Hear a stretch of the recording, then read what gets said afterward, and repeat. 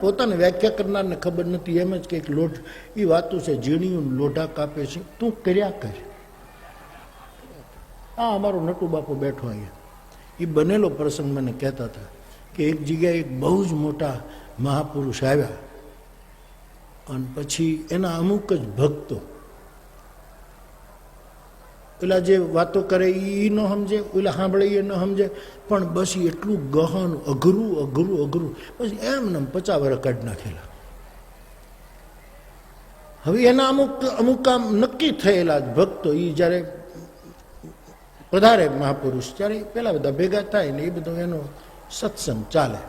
એમાં એના સત્સંગમાં રોજ જાય. એના વેવાય આવેલા પેલાની ઘરે, એટલે વેવાએ એને પૂછ્યું કે તમે ક્યાં જાઓ છો? તો કે અમારા ગુરુજી આવ્યા છે ને સત્સંગ, પણ બધો અગમ નિગમનો સત્સંગ છે ને અગોચર છે કે અગોચર છે, પણ એ કંઈ ખબર નહીં.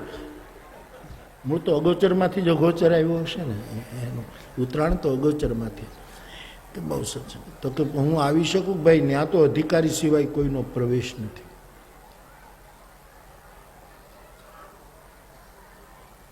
અમારે મહુવાની પાસે માળવાવ ગામ છે ને, ત્યાં હું કથા કરતો ઘણા વર્ષો પહેલાં. એક સીથરભાઈ ચોથાભાઈની ખરકની ડેલી, એના ઉપર માઢ મેળીએ અમારો ઉતારો હતો.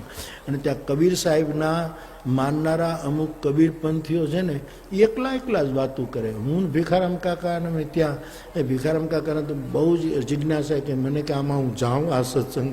તો મેં કીધું કાકા જઈએ, મને આપણે બે જાય, આપણે શું કામ છે? તે એ લોકો અમને ના પાડે કે તમારાથી અમારા સત્સંગમાં ન વાય, કારણ કે તમે અધિકારી નથી. લે, હવે એ લોકો ચોમાસા વગેરે નાતા નહોતા. અમને હાવ ધડ દઈને ના પાડી હતી. ના શાંતિથી પણ ધડ દઈને પાડી. એ હજી ધક્કો વાગ્યો. નહીં જાય તો ના, આમ તો ના કે આખી વાત જ બંધ કરી દઈ. કાકા તો કંઈ બોલ્યા વગર એ કંઈક કે તમે આમ નામ જ કરશો તો કબીર સાહેબનો પ્રચાર કેમ થશે? આમ નામ નવ કુકરી રેમ્યા કરશો, આને ભેર્યા આને જીર્યા, આનો પ્રચાર જ નહીં થાય. આમ જરાક બહાર નીકળો, બધાને આવવા દો, શું કામ પ્રતિબંધ કરો? એવું એક ગ્રુપ, એટલે બીજા કોઈને અંદર હવાય નહીં. આ નટુભાઈ કીધેલી વાત છે, ડીએમ કે સાચી છે. અને વધારે માહિતી જોતી હોય તો નટુભાઈને ચલાળા મળો. ઓલો વેવાય ઠોળી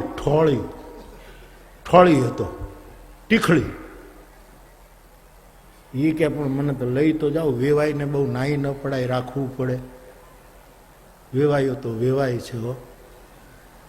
પેલા મળે ને ત્યારે એટલા ભેટે કે આપણને એમ થાય જુદા પાડવા માટે પોલીસને બોલાવવી પડશે.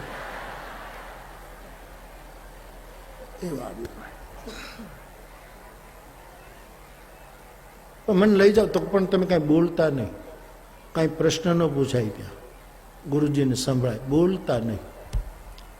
તો મેં નહીં બોલીએ, પણ લઈ તો જાઓ ને. લઈ ગયા, પણ ઓલા વેવાય ને બીક કે આ કાંઈક બોલ્યા વગર રહેશે નહીં. 50-60નું ગ્રુપ બેઠેલું ને એમાં જે કંઈ મહાપુરુષ હશે, પ્રણમ્ય મહાપુરુષ, એ તો બહુ સુંદર વાતો અગમ નિગમની કરે, પણ હવે આપણને સમજાય નહીં એટલે શું કહ્યું. હવે એમાં એ શું બધા કાંઈ પછી સત્સંગ શરૂ થયો. એટલે એણે એ મહાપુરુષે પહેલી વાત કરી કે આ બધું જે દેખાય છે તે શું છે? બોલો જોઉં. આ બધું જે દેખાય છે પ્રપંચ, માયા, આ દેખાય છે તે શું છે? જવાબ તો અપાય. પેલા જે બધા બેઠા હોય સમાધિસ્થ, એને હાથ પાડવાનો, ગુરુની સામે બોલાય જ નહીં. હવે આખું શાસ્ત્ર ને પરંપરા કહે પરિપ્રશ્નેન સેવ્યા. આ મૂળ છે. તમે પ્રશ્ન પૂછો વિવેકથી, સમિત પાણી હાથમાં સમિધા લઈને પૂછો, પ્રણિપાતે પ્રણામ કરીને પ્રશ્ન પૂછો. પણ અહીંયા મને પૂછાય જ નહીં. આ બધું જે ખાય છે તે શું છે? અને ઓલો વેવાય ઉલટ આવી, વ્રત આવે ને બોલીએ, એને એમ થયું કે જવાબ તો એના જે સત્સંગમાં હતા એ વેવાયને બીક જ કે આ બોલ્યા વગર નહીં રહે, પણ આમ પાછું વાળીને જોતો જાય. પણ નહીં વાંધો આવે. પણ ત્યાં તો ઓલાથી રહેવાયું નહીં. અને જ્યારે ત્રીજી વખત બાપજીએ પૂછ્યું કે આ બધું દેખાય છે તે શું છે, અને ઓલાએ કીધું કે આ બધું જે દેખાય છે એ તું છે.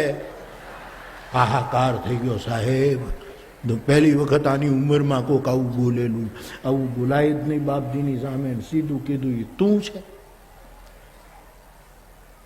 આંખું ખોલી નાખ્યું. કોણ બોલ્યું? પણ હવે તકલીફ થઈ એટલે ડાયો માણસ એટલે શું કીધું? બહુ સરસ જવાબ આપ્યો. આખું ફેરવી નાખ્યું. ગમ્યું તો નહીં પણ બહુ સરસ જવાબ આપ્યો. ક્યાંથી આવ્યો છો? બહુ સરસ જવાબ. આજ મને ગમ્યું, આજ મારો સત્સંગ ફળ્યો. અંદરથી તો ઘા લાગી ગયો, પણ પછી ગોટાળે આમ આ બધું દેખાય છે તે શું છે? એટલે ઓલો કે અને એના વેવાય ને તેમથી આણે અમારી કંઠી તોડાવી નાખશે.